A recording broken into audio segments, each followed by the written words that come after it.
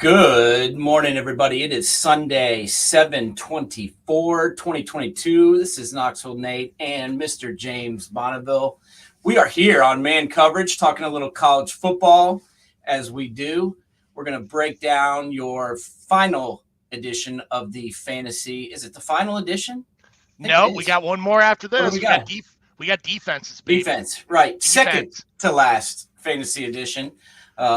Breaking down all the kickers today. We've got our kicking expert, Mr. James P. Bonneville, who he's going to give it to you raw today about which kickers you need to pick and which rounds you need to pick them. We're going to break down pretty quickly, do our overview of the ACC predictions, and then we're going to have a special guest for you today, talking a little college sports 2022 and breaking down all the crazy shit that's going down around here and getting it from an expert. James, how are you doing today, buddy? Any better be a crime. Well, we've had some recruiting things hit this week. Obviously, Bama took a lineman that my Buckeyes were going after pretty hard. The Buckeye world was upset. I'm like we've gotten 7 of the top 100 the last 2 weeks, and we lose one lineman, and everybody wants to fire the line coach. I'm like, we can't get every recruit, guys. So, Bama's a pretty good spot, honestly, for linemen. So we'll see how the 2023 class shapes out. But, we broke that down pretty hard last week. I thought we gave all of our listeners and watchers and guests a pretty good idea of what's going to happen with the rest of the 2023 class and where we stand now.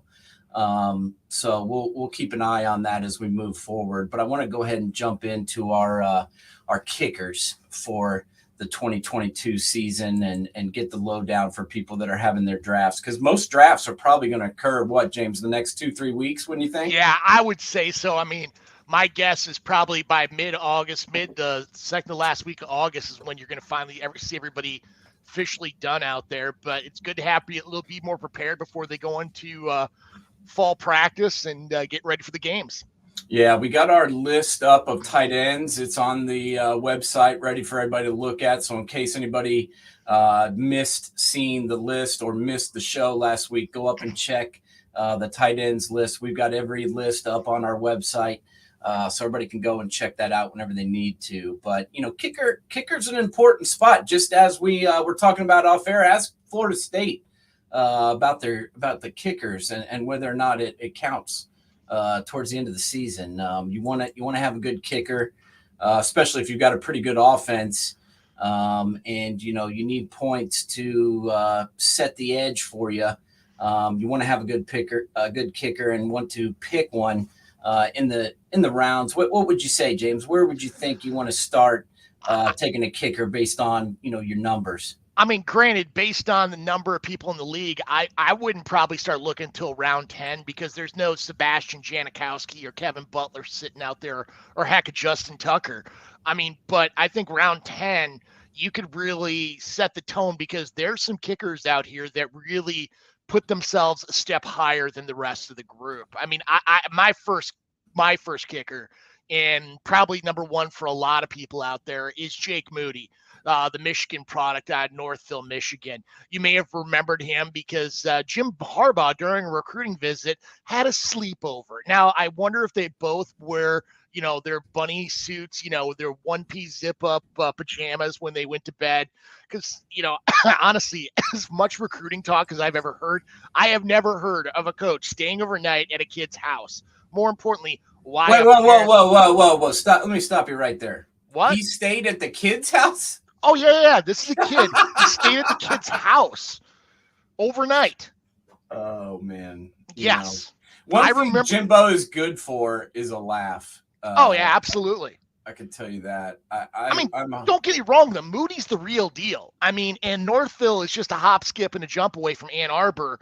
I mean, I know where Northville is. They've had a pretty good football program, honestly, throughout the years. And I used to be pretty tight with one of their former coaches up there. So it's a pretty good program. But I don't know, man. I don't know if you have to have a sleepover to seal the deal on a kicker. Things might not be going right for you. That's all I'm saying. I mean, you look at his stats last year, and I think they only go up because of you look at how much they're going to lose on defense. Last year, they played a lot of field position game because they had Hutch Nojabo setting the edge, and you had Daxton Hill outside. I mean, they had a real primetime defense, and you lost those three guys, which is a big loss to them. I think they're going to play less field position and let Moody kick his leg because he was 23 of 25 with a long of 52 yards last year. I think he's going to have the exact same amount of extra points, but I think his field goal numbers are going to go up because the defense is going to go down. They're going to have to push it and put more points on the board. I mean, what are your thoughts about Jake Moody starting it off? Yeah, I think he's definitely probably the best kicker. And I think with, let's be honest, they have a somewhat conservative offensive approach. I mean, they like to run the football. Hassan Haskins was, definitely their best weapon and most consistent weapon on offense last year, if you ask me, not to mention their offensive line. So I think they're not going to go away from that. They still have a pretty good running game. I think Blake Corum's going to help their offense. He flashed in my eyes last year running the football, and I think they're going to stick with that. They've got some new kids coming in. They're going to try out running the ball. It's just the old homage. If you have two quarterbacks, you have none. I'm a firm believer in that, and they can't seem to make a decision. They put McNamara out there, and then in the red zone they throw McCarthy out there, and then they say that McNamara is their guy, and then every fourth series they run the young kid out there. So I don't know what they're doing with that, but they need to figure out their quarterback situation. But it does seem like they have their kicker situation locked down, and that's a good thing. How much better is this kid, James, in your eyes, over any other kicker? Let's say you want to maybe sneak a couple extra points. Do you take this guy a round or two ahead of the rest of the guys? You could, but the guy who I have second, I think is right with Moody, quite frankly. I think this kid is a real hidden talent, and he's got a little bit more of a distance leg than Jake Moody is. I just think Moody's going to put up more points just because of the Michigan offense, and that's Harrison Nevis out of Mizzou. This kid's got a leg. I mean, last year alone, he was 23 of 25. But more importantly, from 40 and beyond, from 40 to 49, he was 11 of 13. And from 50 and beyond, 3 for 3 with a long of 56 yards. This kid was a second-team All-American. Now, the reason why he may be just right there with him is, heck, that defense at Mizzou sucks. So Missouri's got to score points. And his numbers were phenomenal. I mean, only 2 misses, and those misses were between 40 and 49 yards. Yeah, I mean, my concern is their offense this year. I mean, with the quarterback transferring out, their offense scares me. I mean, they had a pretty decent offense with the quarterback last year, but with him leaving, no proven guy under center, I'm a little bit concerned about Missouri on the offensive side. But I am too. Brady Cook has got to step up if that's going to really come together. And not only that, Luther Burden, the freshman that we talked about during one of our freshman shows, he's got to be that next level guy for them. Yeah, the wide receiver that we mentioned that was class of 2022. Yeah, he was a top 25 player. He was top 50 at least. He was an amazing athlete out of East St. Louis. Yeah, he's definitely. If they can get somebody to throw him the ball, they'll be in good shape. But yeah, I think their kicker is a proven guy, and I like the guy you've got next on your list because I was very impressed with Mr. Ruggles last year coming in for the Buckeyes. He made some clutch kicks. He made some long kicks. He was very consistent. I like him. Tell me what you think about him. Yeah, I mean, the product out of Steinbrenner High School in Lutz, Florida, he doesn't have the biggest of legs, but he's accurate. This is not the guy where if you get those extra points at 40 and beyond or 50 and beyond, he doesn't have that type of a leg, but he's incredibly accurate. Overall, statistical wise, he was 20 of 21 with his only miss. 20 to 21 with his only miss between 30 and 39 yards. He did not attempt one kick, though, beyond 50 yards. Granted, that Ohio State offense was such a juggernaut that, I mean, heck, he led the country with 74 extra points. Yeah. I mean, that is a ridiculous number. So, I mean, you could bank on those extra points, but you're not going to get those bonus points for distance kicking.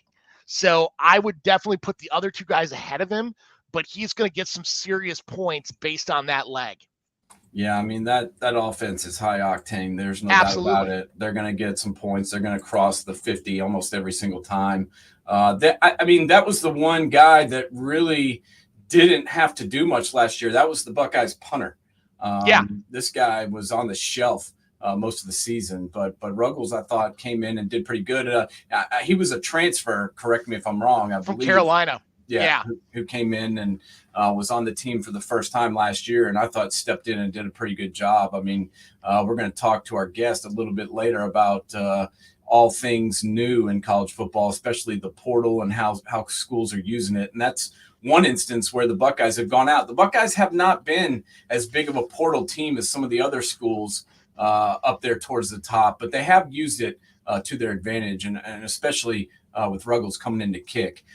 Talk to me about some of the other guys you've got next. I think the next guy on the list is B.T. Potter from Clemson. You've got Owen Doffer from East Carolina, and also Alabama's kicker. Will Reichard. Will Reichard. Talk to us a little bit about those three guys. Why do you like them? Potter and Daffer have got big legs. I mean, Potter alone, 10 of 11 from 40 to 49, 2 or 3 from 50 and beyond. 51-yard long. I mean, the kid's got a legit leg. It's somebody Dabo has really invested in over his time period at Clemson. And quite frankly, if he had a bad kicking year, we would not be talking about a 10-win Clemson team. We'd be talking about a much worse Clemson team. He really was undershot, undersold in a lot of the press because, let's be honest, that offense last year wasn't the greatest. But you look at DJU dropping 30 pounds, becoming much more agile from everything they've talked about. I think those numbers can go up, and the leg is there. Daffer's a boomer. There's no questions asked. Very accurate, just a big, big leg for that ECU offense, who really is coming on as of late. And then Will Reichard, the Hoover, Alabama product. I mean, now, Alabama's traditionally, I've moved him down slightly. He's got a solid leg, but I'm always afraid of Alabama kickers. I mean, it just seems like that has been one position that Nick Saban has struggled with. Reichard seems like a much stronger talent than he's had in his staple since he's been there over the last 15 years. But, with the amount of points they're going to put on the board with extra points, it's almost like Noah Ruggles with a little bit less accuracy. Not that he's not going to be that big booming type of guy for you. Keep going down the list. I mean, there's some interesting names people should keep an eye on, like Charles Campbell, I have at 12, the Indiana product. Last year, he had a long of 55. The problem for him last year was their quarterback situation was atrocious, and they couldn't move the ball offensively. I think this year, when you get Connor Bazelak coming in, they're going to score more points, but I still wouldn't put him in that top 10 category. Probably somebody you're looking at from a free agency standpoint. Another name to look at is Everett Hayes out of Oregon State. I got him at 20, but this kid had a long of 60 last year. Big legs. It can help out with those bonuses. And Jonathan Smith is really developing a solid program out there in Corvallis.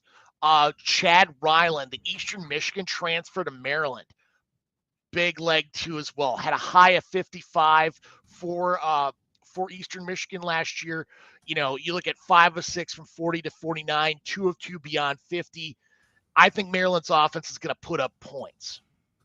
Yeah, I do too. And to go back to your comments on Indiana, I mean, I thought Indiana was a pretty decent football team that had a horrible year last year, and it was all predicated on the quarterback position. I mean, they had injury upon injury upon injury, and honestly, they had 2 guys that I thought were pretty decent quarterbacks, but neither one of them could stay on the field. And with Penix transferring to Washington, I believe Washington State, Washington, with Kalen DeBoer. Correct. I think that's going to open things up for this guy, for Bazelak, and I think he's going to fix that position instantly. And I Yeah. think Indiana's going to get back to what they did in 2020 and be more of a force in the Big Ten. And I think their kicker can be a big part of that moving forward and helping them put points on the board, because the defense has been pretty solid when the offense can at least stay on the field, don't you think? Well, I mean, you look at the recruiting classes they've brought in under Tom Allen. I mean, this is a step above of what you've seen under previous administrations in Indiana. I mean, there's a lot of talent in Indiana that people don't realize. Greenwood, Indiana, for example, is a powerhouse program, and they're pumping out kids left and right, of which one is at Ohio State right now. Yeah. There's quite a few kids from Indiana out in the college football world, and that's going to continue. I mean, think about all the great schools in Indianapolis alone: Warren Central, Ben Davis, Lawrence North. I mean, the name, we could go on and on. Fishers is a good school. We've got schools up in Fort Wayne. They've brought a number of people out into the mix in football, college football across the globe. So yeah, I mean, I think that's kind of a, just a lower rated recruiting zone that actually has turned out a bunch of talent. So anybody else that we should be thinking about on the kicker side before we push on? Not really, but we'll be putting out the list for people to know about. I mean, you're going to see other names out there, like keep an eye on Zach Schmidt, the kicker at Oklahoma, because they're going to put up points. But there's not, this is an area where you don't have to draft high on, but you have to draft smart on to make sure you make the playoffs and or win your title in your league. Yep, list is already up, so go check it out and use that as you get into your draft, so you know what the hell you're doing with the kicker. You don't want to Bobby Bowden your kicker situation in fantasy football. That could definitely cost you some points. So before we get to our guest line, we're going to talk really quickly about our ACC predictions. I mean, the ACC conference taking a lot of heat recently with the mega conference situation that's becoming the norm in college football. The ACC is kind of getting left in the dust a little bit, but to be honest with you, I think the ACC has taken a step forward, at least in the middle, the last couple of years. I mean, you think about two teams, in my eyes, that just kind of came out of nowhere, that don't get much respect in the college football globe, but I think deserve it, and that's NC State. Dave Doran is a hell of a football coach. He's producing guys that are going to the NFL. I mean, he sent Aquanu, one of the top 5 picks in the draft, the left tackle now for the Carolina Panthers, who's going to start as a freshman. And then, Mr. Clausen down there in Wake Forest. I mean, the guy, let's not forget, he came here to Knoxville and ruined the Tennessee program by having one of the worst years as an offensive coordinator in the history of the SEC, and getting Philip Fulmer fired in the middle of the season. But since then, the guy has come back into his own. I mean, people forget he won a national championship at Richmond, and now is killing it at Wake Forest in my eyes. What do you think about the push forward of NC State and Wake Forest? I mean, am I giving them too much credit or what? No, not at all. I mean, I personally still am going to keep Clemson number 1. Because you just look at the talent, especially on their defensive line. I mean, Murphy and Breeze are just a phenomenal talent, probably one of the best wrecking ball tandems you've seen, probably as from a DT perspective in some time. Probably, well, I mean, heck, you could probably compare them to last year's Georgia crew with Davis and Walker. I mean, this is going to be a very good offense. I mean, good defense. Now, offensively is where they struggled last year. Their offensive line was, calling it a train wreck would be nice. Plus, they had nobody playing in the slot. And if that offensive line can take that next level, they have the potential to be that number 1 team. But NC State and Wake Forest, right there. I mean, you look at Dave Dornan's team, that identity is built on that line of scrimmage. And all they lost was Aquanu. So you have 4 starters back. You just lose your left tackle, and junior Anthony Belton comes in, a JUCO prospect. Played 2 games last year. This is going to be interesting to see how he takes over from that perspective. But that line is going to move the ball. Plus, you got Devin Leary at quarterback, who really had a strong season. Defensively, they only lose 1 starter. That's it. Their nose tackles are gone, and now you got C.J. Clark starting in that place. Otherwise, 10 of 11 guys back, and you look at their schedule. I mean, I'm a little intrigued by that kickoff at East Carolina. That's going to be interesting, but then your road games. You have a stretch of home games with Charleston Southern, Texas Tech, and UConn. I think they win all those three. Then going to Clemson October 1st is going to be the dictator of how that division is going to go. Yeah, I agree. I mean, I've got Clemson number one also. And the reason for that is, I mean, last year was their down year, and Clemson still won 10 games. And to be honest, even those 3 games that they did lose, they weren't in most of them. I mean, the NC State especially, was that 2 overtimes that they went through. So it's not like they got shellacked all season long. They had some problems on offense. There's no doubt. Everyone knows it. The quarterback position, was a struggle all season. But I saw DJU play well the year before. I mean, when he came in and subbed out for Trevor Lawrence, there wasn't much of a drop off, if any, to be honest with you. I mean, this kid showed that he's got the ability and has, the pocket awareness. He can throw the football. He can run the football. He can run the offense. I know he can do it. It just last year, it didn't go well. And every time, things go well, the quarterback gets all the praise and gets lifted up on all the shoulders. And when things don't go well, the quarterback gets all the blame. So, it got pushed towards him. But let's be honest, Dabo Swinney has not been scared to pull the trigger before. I mean, remember back when Kelly Bryant was leading the team, they'd already taken him to a college football playoff. Or were they 4-0, blowing teams out, and he still made the change and removed Kelly Bryant from the starter position and inserted Trevor Lawrence. The rest is history. So I feel like that's going to happen again. If things aren't going well and DJU isn't producing, isn't getting high production out of the offense, he'll replace him with the freshman. I mean, can you see that happening? Well, look at Deshaun Watson the same way. I mean, they have made that change in the past. If things don't happen, I mean, he usually sometimes waits too long on his quarterback to do that. But I mean, the talent's there, and DJU, I still believe that he could do it. But if not, Cade Klubnik is right there, ready to go. Yeah. So anyway, we're both in agreement that that Clemson is probably the best team overall in the conference. I think both of us have picked them number one in the Atlantic Division.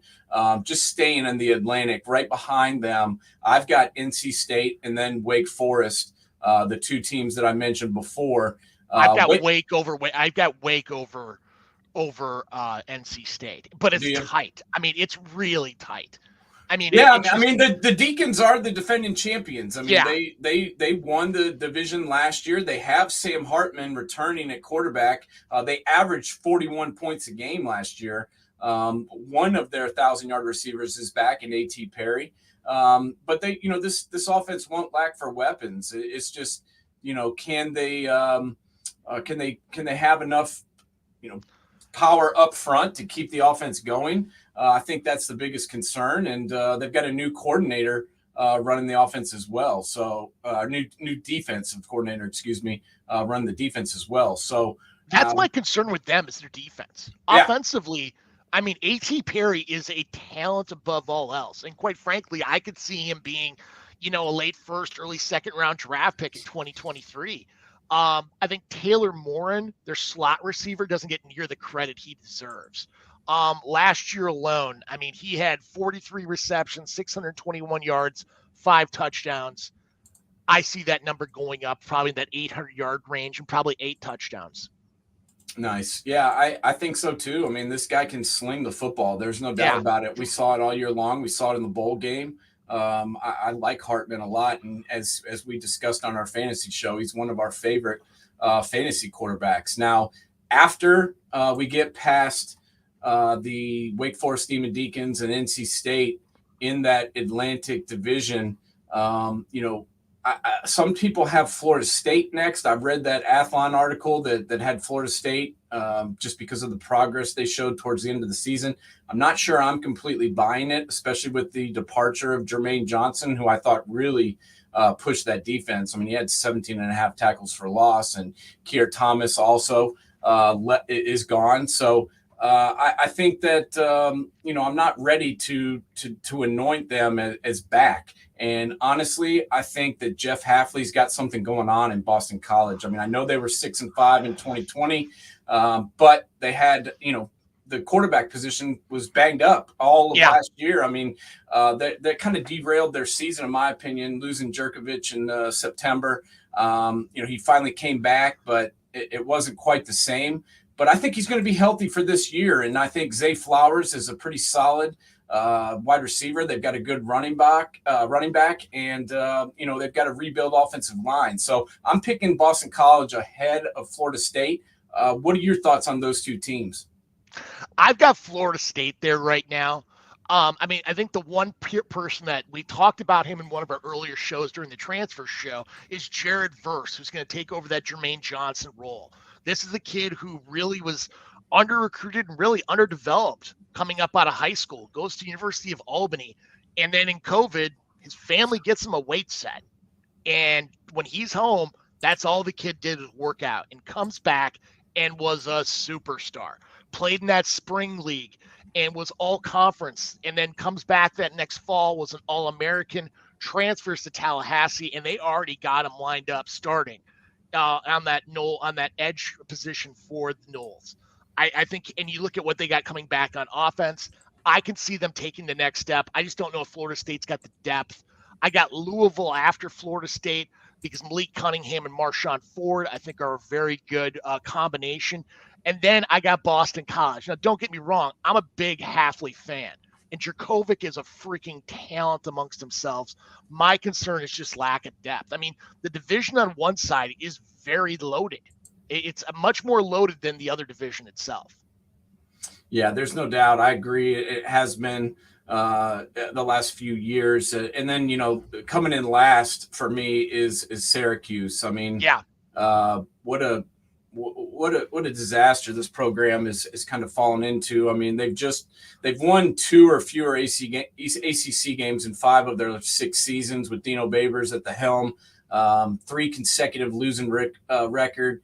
I don't know. I don't see this being Syracuse's year. I think they're going to be at the bottom of the Atlantic Division, and I want that program to come back. I mean, I think college football is better when Syracuse is good. They have a huge fan base.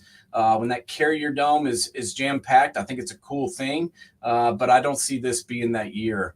It may be his last year as the head coach there, unfortunately, unless he can make something happen. But agreed. I'd like Schrader and their tailback Tucker, though. I really like them a lot. Yeah, I mean, they've shown some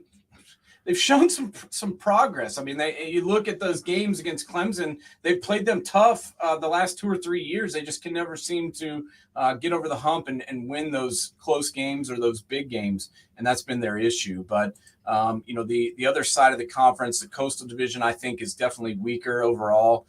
Yeah.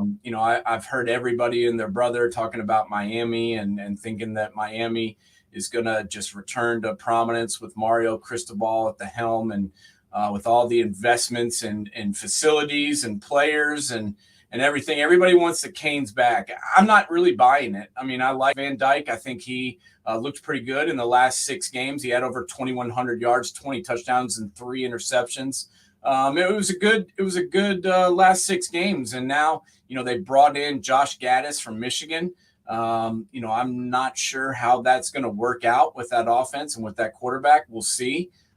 He's a guy that's proven he can, he can call plays on a big time level as he did at the team up north last year. But I just don't know how all this is going to mesh. It's year 1. Well, I mean, what do you think about Miami? Well, I mean, I've got Miami 1 right now too, but are we going to see what we saw out in Eugene where Van Dyke may be throwing 15, 20 times a game? I mean, I really am still out to lunch on this one. I mean, if I'm going to buy hard on anybody right now, it'd be Jalen Knighton, where, I mean, you look back at the career of Cristobal, he likes to run the ball. I mean, he's going to be a run-first kind of guy. And Miami likes to air it out. Old school Miami likes to spread the field and get the game going through the air. And I'm interested in seeing how this Gaddis-Cristobal relationship is going to work out. That's my point. I mean, I have to see it to believe it. Yeah. And I'm not sure Sometimes last year was a good thing out there in Eugene. I mean, it worked out for Cristobal. He played pretty well. The team responded to his way of coaching, and he took the cash and moved back to Miami, and good for him. But he's inheriting a program that was 7-5 overall and just couldn't really get it done last year. And we'll see what happens. I mean, they've got Frank Ladson, I believe. Is Rambo gone? Rambo, yeah, he's gone. He's gone. So Ladson's probably going to be, I think Smith is their other wide receiver. They're going to Restrepo too as well. Yeah, Restrepo. I mean, they've got some good skill guys, but I don't know. I'm not really sure what to expect from that team with all the changes at the head coach and with the coordinator positions all being brand new. It'll be interesting to see what happens there. But a lot of people are picking Miami. I'm not sure I'm buying it. Pittsburgh, is another team. I mean, what do you think about Pitt. Pittsburgh? I would have picked Pitt if Jordan Addison didn't transfer. I really would have. I mean, you would have looked at that receiver. They brought a great transfer in Kanata Mumfield from Akron. You still got Jared Wayne there. They still bring back their tailback, and Keaton Slovis is a heck of a quarterback. I like Keaton Slovis, and I like what Narduzzi's doing in Pittsburgh. This guy's been winning there for several seasons in a row, no matter who the quarterback is, no matter who the wide receivers are. I mean, I think it would have helped, obviously, having the Biletnikoff winner, Jordan Addison, come back. But to be honest with you, I'm more sold on Narduzzi and Pittsburgh than I am Miami, just because he's done it. He's been there. Well, and I trust him. Their defense is going to show up. Oh, their defense is, I mean, think about all the guys they've thrown into the NFL the last 3 or 4 years from the defensive line, and it doesn't seem to matter. They replace them and move on. And, that November 26th showdown against Miami is going to be huge. That may decide the Coastal Division. Pittsburgh's got to go and play Tennessee again. They came down here last year and beat Tennessee in overtime. And I think they've got a shot at beating them again, to be honest. And Keaton Slovis has been kind of the quiet transfer. No one's really talked about this guy since he decided where he was going. And I think sleeping on him could be a mistake. But I like Pittsburgh. They're my number one in this division. I think they're a better team overall than Miami, and a team that's a little bit more, constant. And, I think they win this division kind of out of default because, my expectations for Miami aren't as high as other people's. I think North Carolina was a huge disappointment last year, and I'm not so sure that they're going to do it again this year, especially with Sam Howell going in the draft to the Washington Commanders is their name now, and Commanders. Whatever. They do have Josh Downs, who had 101 catches last year, but to be honest, I thought that the struggles of North Carolina were very loud and proud last year, and I think they might continue. I'm not sold on them either. I mean, they got Drake May playing quarterback, but I mean, the jury's still out. I mean, you bring back your entire receiving core in Downs, Green, and Jones. But honestly, I look at their defense if they're going to take that next step. Specifically, Tony Grimes, who reclassified and came in during COVID, that stud cornerback, as well as Cameron Kelly. I think they're going to have to really lead this defense if they're going to take that next step and make a real run at Pitt and Miami in this division. Yeah, I agree. I mean, they were pretty hyped before last year, and everybody, a lot of people picked North Carolina to not only win the division but to win the entire ACC, and it just didn't happen. So we'll see if they can get better this year. The other teams in this division, before we move on, we've got Virginia Tech, Virginia, and Duke all having brand new head coaches coming in. And, I'm not 100% sure what to expect from any of those teams with a brand new coach. And then, you got Georgia Tech as well, who's been 9-25 over the last 3 years. It may be Jeff Collins' last year. What do you think? Anything of note with those teams?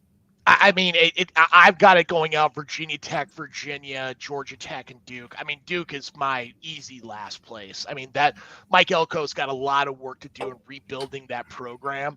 I think he could do it, but it's kind of like Clark Lee and Vanderbilt. It's going to take time. You look back at what David Cutcliffe did there. I mean, it took him time to really rebuild and made them a bowl team. But I mean, there's just a lot of, I mean, there's serious holes in their team. I mean, you look at Virginia.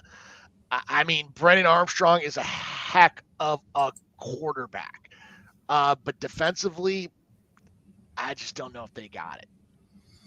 Yeah, I mean, I think Virginia could be a team that might surprise us. Brendan Armstrong did throw for 4,500 yards last year. I mean, Correct. He had 31 touchdowns, and a lot of people don't really mention that. I mean, the guy completed 65% of his passes.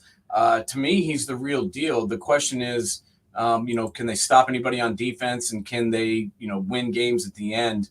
I don't know. I don't know if they've got the firepower to do that. They lost their entire starting offensive line. I mean, that's a concern when you lose the entire offensive line. Yeah, that would concern me, especially if I was the quarterback. So Yeah. We'll see if he can stay upright as we move along. But we'll continue to talk about the ACC. I like the breakdown today. I think we gave everybody a pretty good idea of what to expect.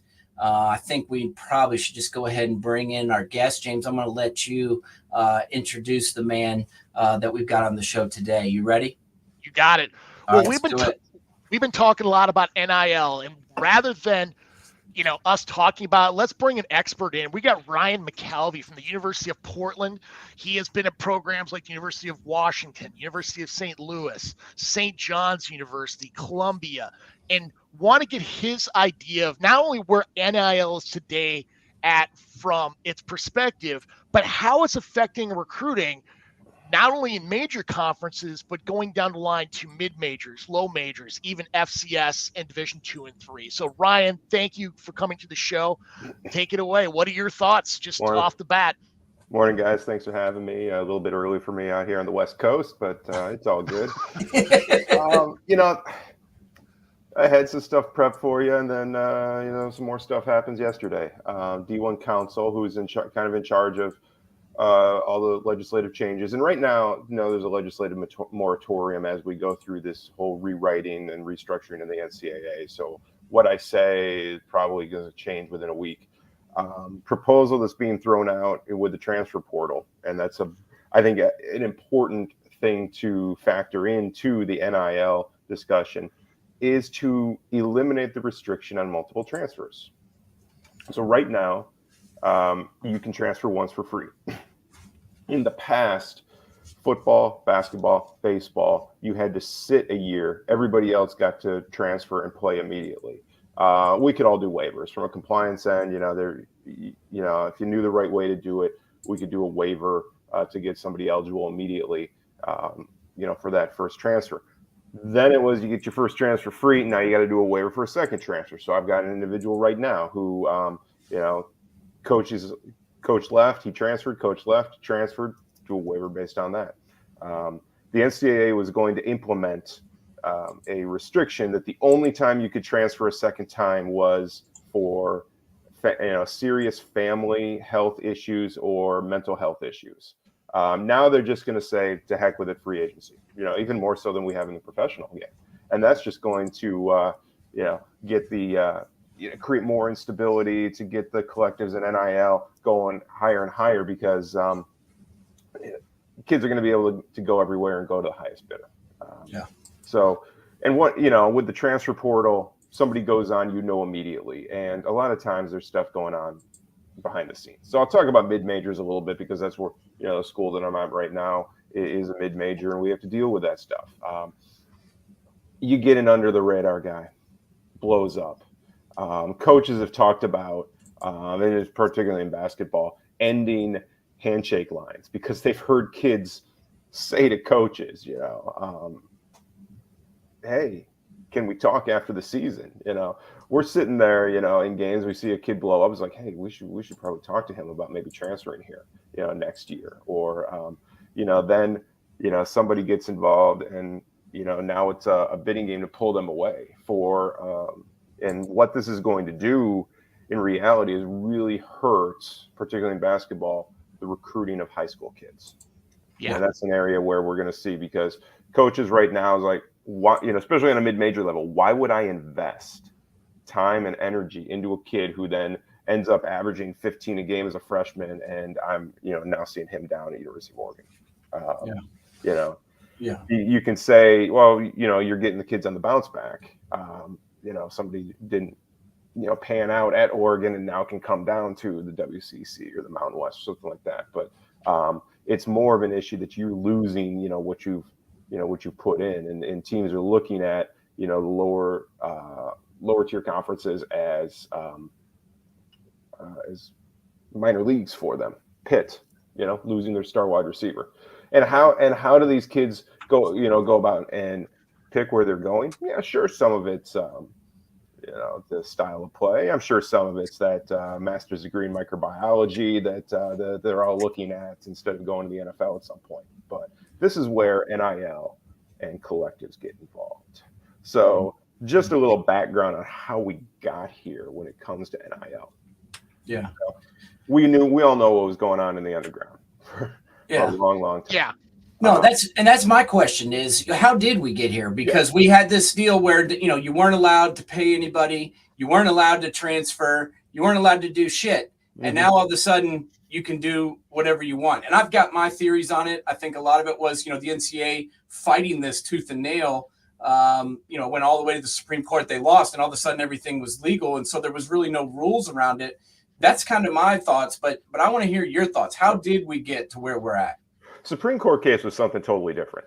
So NIL was already in process when the Alston case was decided, and Alston's a different thing, and that's, I can bring up Alston a little bit later on if you want to take some notes to prompt me on that at some point, because that's an area where a lot of schools are moving now because of restrictions that you have with NIL. So the biggest issue that people had, was that kids couldn't profit off their name, image, likeness, their status as a student athlete. I'll give you an example of how strict things were. When I worked at Columbia in the Ivy Leagues, we had a bench player on our basketball team, 4.0 student, brilliant kid. He couldn't be hired to be a tutor with a national company that did tutoring at Ivy Leagues and Stanford because of his status as a student athlete. Because if you showed his picture, then it looked like he was getting benefits based on his status as a student athlete. So obviously things were way too far, way too strict. Why can't a kid who's got a 4.0 in the Columbia Business School be a tutor and make money for it? So it's examples like that, started the momentum. The kicker down at Central Florida, who was told, you have to give up your YouTube videos that are making you money in order to kick. Well, what is really wrong with, him being able to make that money? So that's really where momentum started. And it made sense. The kids, normal students have an opportunity to work, to start businesses, become influencers. Student athletes don't. So let's just put student athletes on the same plane as a regular student. And at first, things were, going as expected. You had people who had created large internet followings, like the Cavender twins, who, are already very accomplished basketball players in their own right, who are then making money, getting endorsement deals because of the social media presence they had created. You could say that maybe the fact that they were student athletes, helped that, but it didn't give them, and it didn't give Fresno State any particular advantage that they were making their money off NIL. So it's deals like that we're seeing as perfectly fine. And a lot of student athletes that were getting the money, weren't necessarily star athletes. They cultivated a great social media image, and that's where NIL was going, and thought, okay, this is working. Kids are now able to go home and do camps, and you can have the James Bonneville basketball camp back home in Barron, Wisconsin, and kids can come and pay money, and you make money, for that, and say, Division I student athlete. What's wrong with that? There's nothing wrong with that. So those are things that we're now allowed to do, just some endorsements here and there, a local business that wants to help out and say, you tweet out that, you like my restaurant, you get a free meal, once a week or something like that. That's what the intent of NIL was, to allow student athletes to, make their own business. We had a kid who was an artist during COVID, discovered this great talent and art that he had. Couldn't sell his art until he left school because he was a student athlete. How dumb is that?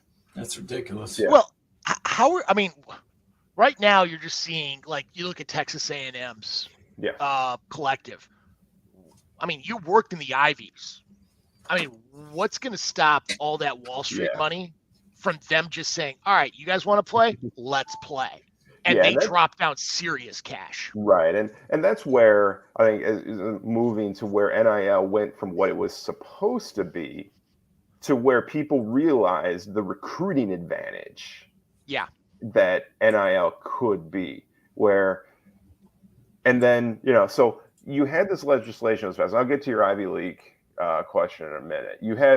And this is where the NCAA really dropped the ball. We had legislation that was going through and was going to be passed in January 21. Department of Education comes in and says, don't pass this. We're going to look into your antitrust exemption. 2 pieces of legislation were authored in one in the House, one in the Senate. The bill that was, and they're both bipartisan, and the one that was the primary author was Anthony Gonzalez, Ohio State legend, former Colt. That was the one the NCAA and a lot of us in membership preferred. Cory Booker and Richard Blumenthal in the Senate, Booker being a former student athlete as well at Stanford. He wrote some legislation too that was a lot more deregulated a lot more than we were comfortable with from a membership. So we supported the Gonzalez. And of course, Congress being Congress, it didn't go anywhere. So July 1st comes along, we got to have something. So a lot of states rushed to implement NIL legislation within their states. July 1st comes, only 13 states, Oregon included out here, had NIL legislation. The NCAA has to do something. So now the NCAA says, all right, 37 other states, here are just some general guidelines. Now you've created this imbalance because certain states have a lot more strict NIL legislation that they have to deal with. And that we saw that in the Deion Sanders case at Jackson State, where a lot of states said schools could not be directly or indirectly involved in setting up NIL deals.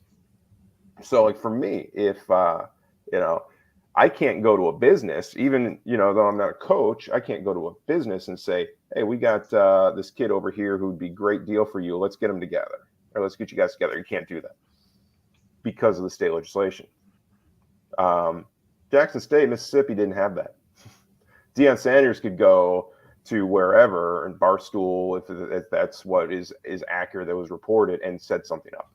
So now you had states rushing to get rid of those restrictions.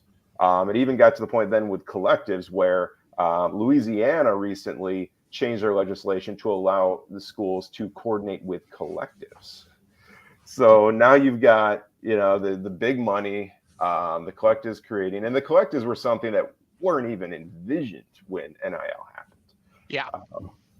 It used to be the idea was the kids go out and do something. We provide education for them. We have apps. We have, software that they can go out. They can get their businesses.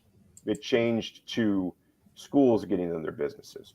One school in conference you just were talking about on a call said, having an NIL department is more important than having an academic department.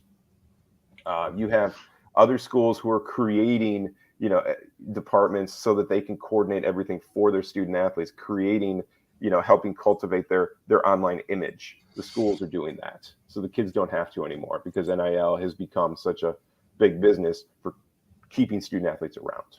Yeah. Then collectives happened. Think you're going to say something, Nate?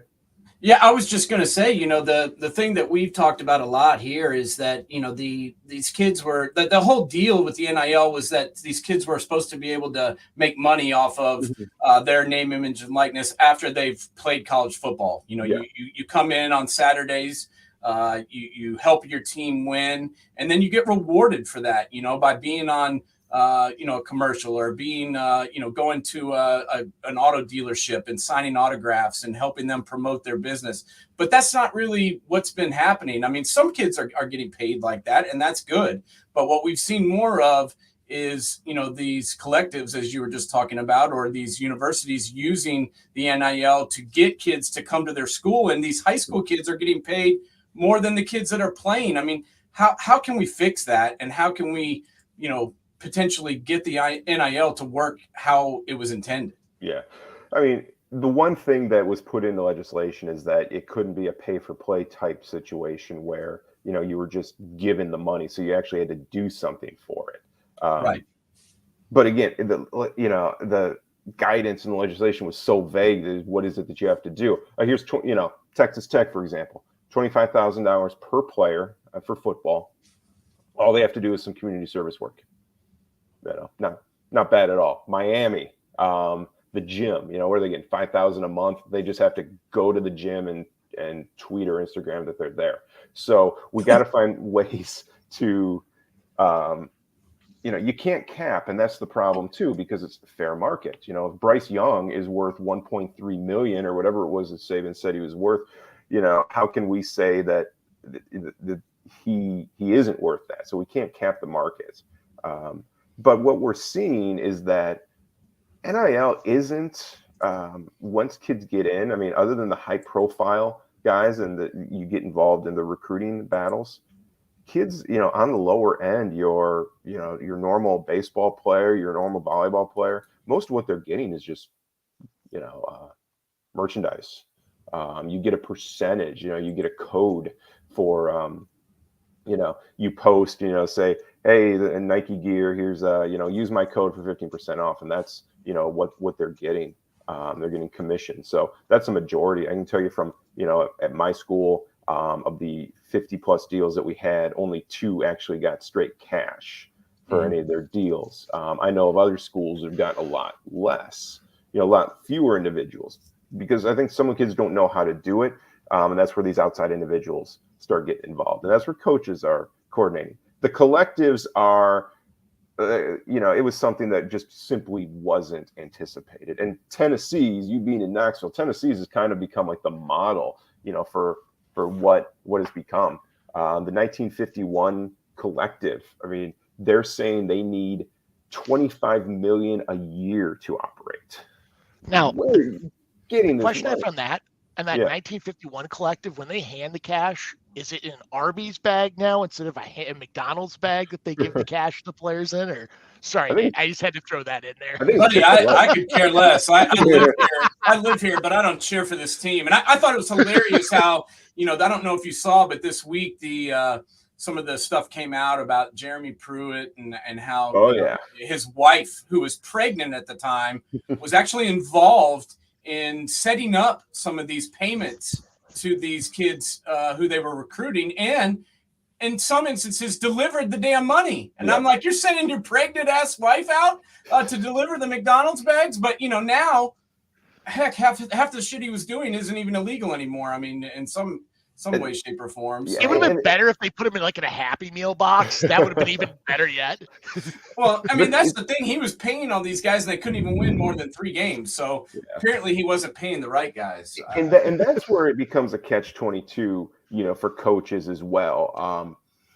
I spoke to a colleague at a Power 5 school who declined. A kid came to him and said, X school is offering me this and NIL. What will you do? And the coach's response is, go take it.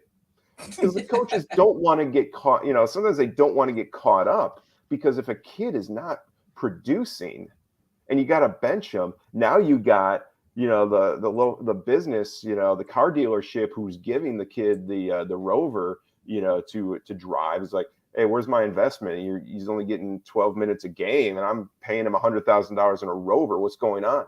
Some, there are coaches who used to pay, do the under the table stuff and realized that by doing that, the kids owned them. Yeah.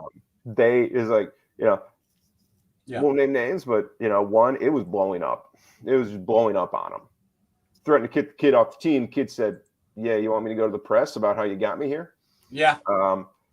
So now with NIL, the coaches are owned by the boosters, and Right. the boosters then get upset when the kid doesn't perform or the kid's got an entitlement complex. Dabo Swinney's offensive coordinator made the comment when they were struggling that you got too many kids who are spending 6 days a week concerned about their NIL and their social media presence and marketability, and then only 1 day a week concerned about football. So it does cause a distraction.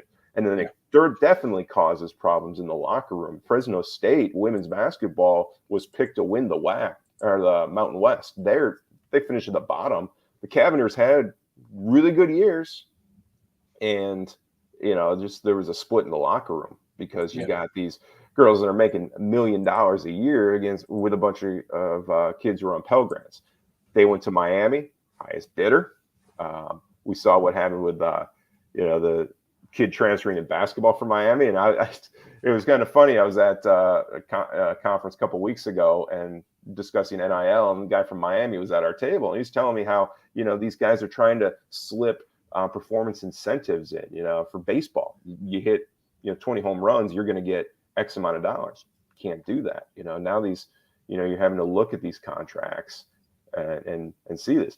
But then with the transfer portal and NIL, it becomes a bidding war, and now coaches have to worry about retention.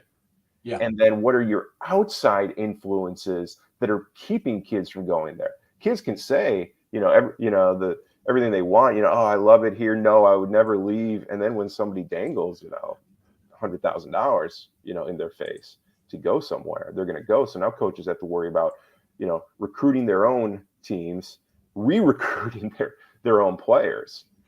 And then when you add in the portal, it's been something that has been very good for student athletes. They end up, it's not a good place for me. I can go and transfer immediately. But now a coach can just say, hey, it's not working out. Somebody comes available, is like, run them off.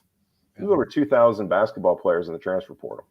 Yeah, that's crazy. Fewer than 60% are actually getting scholarships at their next school. Yeah. So, we've deregulated things to the point where we thought it was going to be very pro student athlete, and there certainly has been benefits that you have for student athletes, but it's also given coaches more power in certain areas too. Yeah. And Ryan, I got a question for you. You were mentioning, the way that these contracts are worded. And that's something I've been thinking a lot about, because especially basically paying these kids, like the Tennessee player. We talked to George Malolulu, whose nephew, Nico, is already, reportedly got an $8 million contract to come here. And, there's been a number of others. And my question to you is who's reading these contracts? Who can they, are the compliance offices required to get copies? I mean, I want to know how that works. We aren't. And especially with recruiting, there's nothing we can do with it. With our current student athletes, we have them, we require them to disclose the activities they're going to be doing, what they're going to be paid, and to show that they are actually doing something to get something back. Quid pro quo. Get something, you have to give something. So we have, they have to go through and have everything approved. If they want us to look at contracts, we can look at them. We can't advise them on the contracts. As an attorney, I can say, hey, there's some stuff here you should, check into, or this doesn't look very good, but we can't negotiate on their behalf. Yeah. We can just advise them. But when it comes to recruits, compliance offices are not involved at all. But then, then the question then becomes, how is this going to be enforced? What if a kid leaves? North Carolina had a basketball player, got about 600, leaving. Does he have to give it back? Yeah. What's in the contract?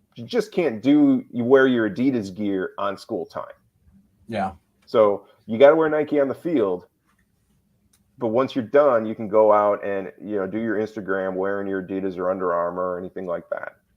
So that's an area, and that comes down to any, conflicts. If you're a Coke school, you can't do, you can't be out there doing Gatorade when you're on the sidelines, but you can do it off. So you have to find that clear line of demarcation between in school, what is on the clock and off the clock activities too. So one and more area where compliance has to monitor that. It sounds pretty confusing. But it's just a crazy world that we live in now. But and some of these things that have occurred, that we didn't really think about. Like I was always for the transfer portal. I didn't like how especially if a coach left and then you wanted to leave a school, you would have to get a waiver to play right away. I was like, if a coach leaves, these kids should be able to go somewhere. Or maybe they were sold a bill of goods and they got there and it was different. Oh, yeah. But I never really thought about how it's affecting the high school kids. We had Coach McDuffie from Carrollton Day School, which is a powerhouse down in the Tampa, Florida area. We had him on the show and he was like, we typically send 12 kids a year to D1 schools. And he's like, maybe 5 now because there's just not as many scholarships. I just want to know if you have any idea what can these high school kids do now? If they're not getting a scholarship, but maybe they're good enough to play. Can they go junior college? Can they go to a prep school? I mean, what do they do if there's no scholarship for them? Well, the first thing they can do is if a school starts showing interest, makes an offer to them early, take it. Yeah. Don't wait around. Because if an offer's there in August, it may not be there in October when it comes time to sign. Obviously, your high-level kids, your top 50, your top 100, football, your top 300, they're going to get signed. But that mid-major kid or a low-major kid may not. So take the offer. You got to market yourself, and JUCO definitely is an option. As long as you're an NCAA qualifier, you only have to play 1 year at JUCO. And then you can move on to the D1. So that's definitely, an option, for you to do. And again, it's, you take advantage of the system too. Maybe you go sign with Tennessee Tech. Yeah. It's not where you want to be. You throw for 4,000 yards as a freshman. Now suddenly you can transfer up somewhere else, take advantage of the system the coaches are taking advantage of too, because now that coach at a higher level school is going to look down and say, proven college athlete has already done this. Yeah, my guy isn't as good. Let's swap him. Yeah, let's get rid of him. So people always look at, and the Jay Billises of the world always look at the benefits that it has for student athletes, but I think people have lost track of the downsides for student athletes as well with the runoffs. Yeah, there's no doubt. Well, man, there's a lot to unpack here, and we could do about 10 shows on this, honestly. Yeah. But Ryan, we appreciate you coming on today and breaking it down for us and giving us some good information, because hell, we think we know everything, but we really don't. So we like getting someone that actually knows what the hell they're talking about. Well, I'll say one thing too, that another unintended consequence of these collectives is that it is actually pulling money away from the schools. Yeah. As our institution has been trying to put together a collective, we realized that. So like Tennessee with 1951 collective, it's $19.51 a month is the base membership. Yeah, those are money, that's money that normally would have gone to the school booster club. Yep. So it's a more unintended consequences. But, as college sports, football in particular, is going to be reformed here in the next year or two, I mean, it's going to be Wild West. We're already there, but it's going to be that on steroids, which are impermissible, by the way.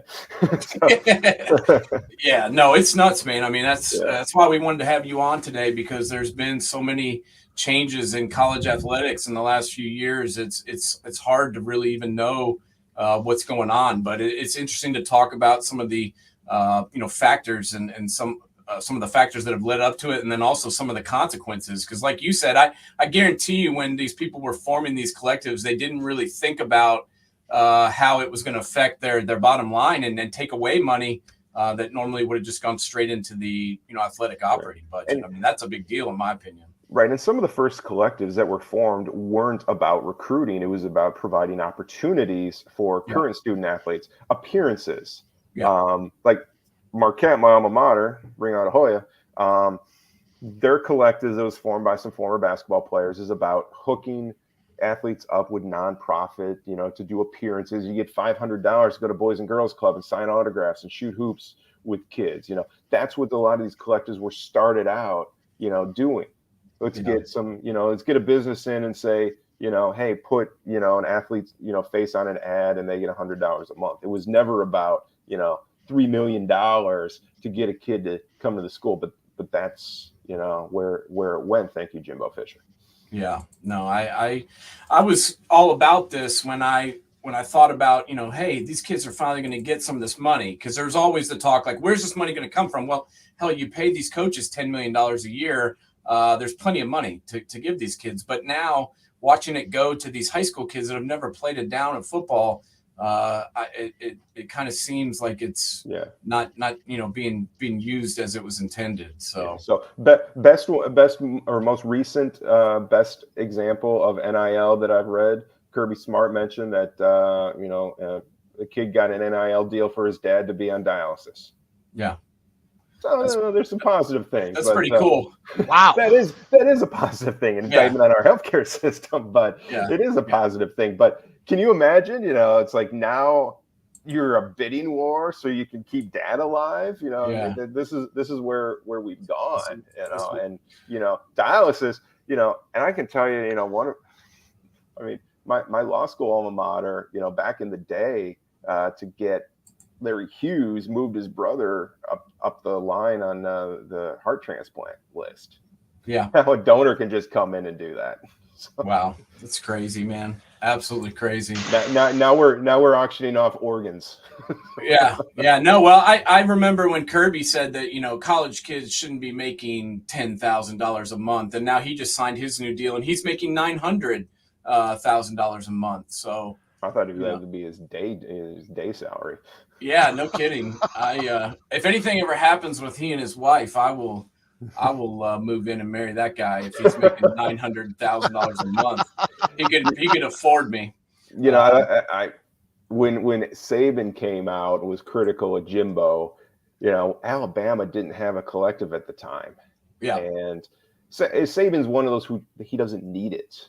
No. There are coaches who don't need to go through this route. But when Saban gets involved and starts critical, that was actually a wink, wink, let's get this going. And now, when Jimbo fires back, Saban's just going to take it to a whole nother level.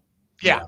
No, it was interesting. I got to dig into a lot of the SEC media days this week, and it was can't miss TV. I can tell you that. These guys going back and forth on each other.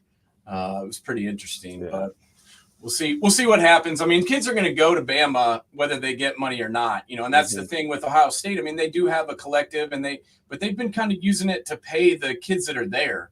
I mean, they haven't really been reaching out and handing these kids money to come there because a lot of kids want to go to Ohio State anyway. They want to play for a national championship. They want to play for a Big Ten title. They want to go to the NFL.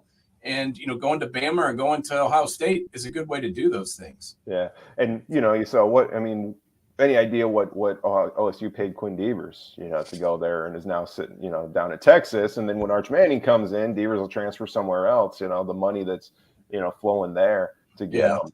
Well, yeah, that was an interesting situation. He had a $1.4 million deal that he couldn't take if he stayed there, and played high school football. Mm-hmm. And so he quit the team and graduated early and then, moved to another state so he could get his money. So, the state athletic associations are trying to catch up now too.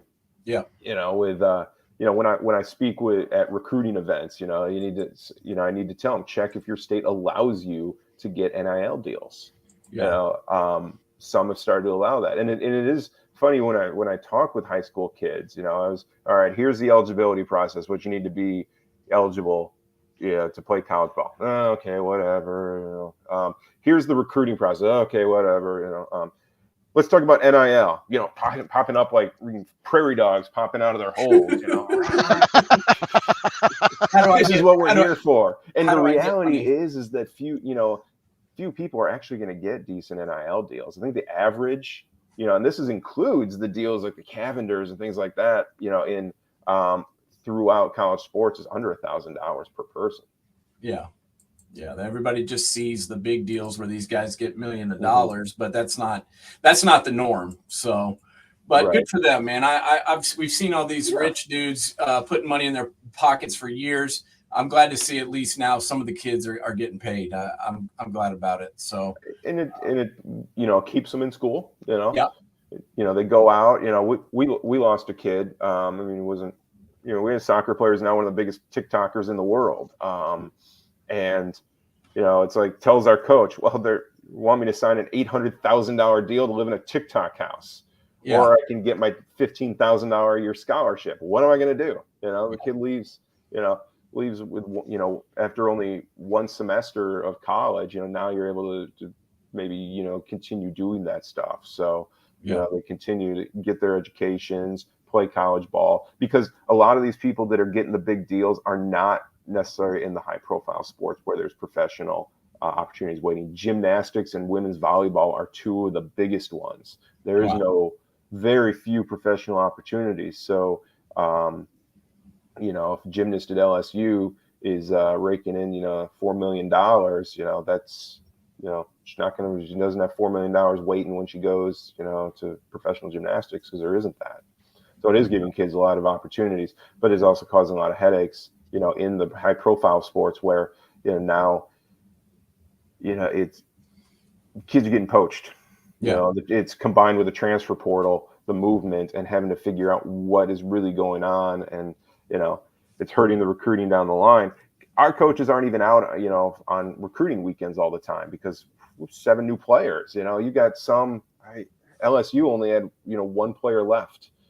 Coaches now have to stay around to acclimate their whole new team every summer, so they're not out recruiting because they're just going to recruit off the transfer portal and then use NIL, and it's a whole new world. And the people that are involved, you get these businesses, you get the car dealerships, so they can borrow a car. And one of the trickiest ones too is international kids.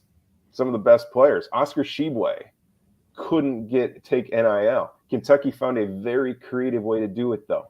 He's no longer considered a student. He's now considered talent. He's on a talent visa. I gotcha. I tried that with one of my Australian players. Not good enough. Gotta be elite. Yeah. Well, that's just So now Oscar Tshiebwe can drive the Porsche like Ty Washington was. No doubt. But then other international student athletes have to sit there and watch. They may be the top player in the country, but they can't take it. So that creates a problem too. But it also looks at where coaches are like, let's recruit more internationally, so we don't have to deal with this stuff anymore. No doubt. Well, it's weird too, because they have to essentially work nonstop to keep the guys they have. We call it the Jordan Addison effect. You bring these kids in, they have success in your program, and then they leave and go to another program. You got to work all the time to keep the guys you've already got, and that's got to be double time work. So it'll be interesting to see what happens. I think, and that's why you're seeing some of these older, old school coaches getting out. They don't want to deal with this stuff anymore. I don't blame them. You have a new type of coach who is more buddy with players and about marketing and things like that. Boeheim and Izzo are probably two last of the old school coaches. And, I think Izzo, once his son graduates, is probably on his way out. We saw Roy Williams, retire. He doesn't want to deal with that stuff. Yeah. They were all like, man, this is nonstop. So I got to pay what for a kid, and now I'm expected. Now I have to answer to boosters too. Yeah. No, thanks. Yeah. All right. Well, awesome, man. We appreciate you so much for coming on and talking to us today. And hopefully we can have you on again sometime and talk some more. Yeah, well, we'll have some interesting reforms coming through. NCAA is changing. You know, the next time I talk to you guys, it'll be who knows what conference will exist. Yeah, probably be two conferences at that point, and playing Notre Dame, playing against Alaska, for the title, because now the Big Ten conference now stretches from Jersey to LA, so it's pretty interesting. What kid didn't grow up in Big Ten country dreaming of playing against Rutgers? Yeah, what kid in Jersey doesn't grow up dreaming of playing for Rutgers? Well, it's pretty crazy when Rutgers and Maryland joined the conference. Everybody was like going crazy, and now UCLA and USC joined in. And it's like no big deal. So everybody can go to the Rose Bowl. Yeah, I mean, no longer do you have to actually win the conference. You could just play in the Rose Bowl every other year. No doubt. I mean, the first Rose Bowl where you have UCLA against Oregon will be very interesting.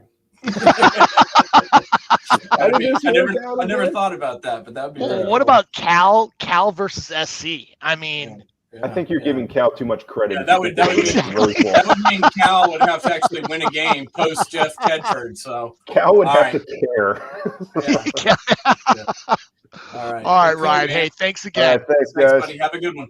You bet. All right. Well, that was cool, man. I enjoyed speaking to someone who actually knew what they were talking about, and absolutely getting some more info on the new college athletic realm that we live in, the multiverse, as we call it. That's the big word going around these days from our Marvel dealings. But if Jeremy Pruitt's wife wants to drop off some McDonald's bag for me too as well, I'm more than happy to accept that McDonald's bag. Or if it's in a Happy Meal box, I'm cool with that. Hey, I'm guessing you'd be the same way. Hey, they obviously didn't know who the hell to give it to, so maybe they will deliver one at my house or your house, because they definitely didn't give it to the right players. He couldn't even keep his job, so But I just think it's hilarious how that this guy was in trouble and is getting investigated, but now they're doing the same exact thing legally.